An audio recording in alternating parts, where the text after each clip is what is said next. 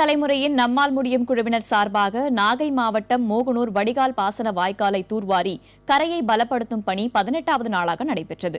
காவிரி விவசாயிகள் பாதுகாப்பு சங்கம், பாசனதாரர் சங்கம், ட்ரீம்ஸ் அலைவ் அறக்கட்டளை ஆகிய அமைப்புகள் மற்றும் விவசாயிகளுடன் இணைந்து 3,50,000 ரூபாய் திட்ட மதிப்பில் இந்த பணி நடைபெறுகிறது.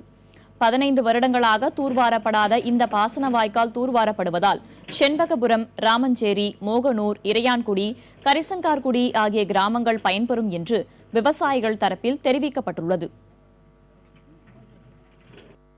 மக்களுடைய வாழ்வாதாரத்தை காப்பதற்கு எங்களாலேயும் முடியும். நாங்களும் இந்த நாட்டை முன்னேற்றுவதற்காக எங்கள் உடல், பொருள், ஆவியை கொடுப்போம்ங்கிற வகையில் இன்றைக்கு எதிர்கால இந்தியாவினுடைய சிற்பிகள், இளைஞர்கள் இங்கே வருகை புரிந்திருக்கிறாங்க.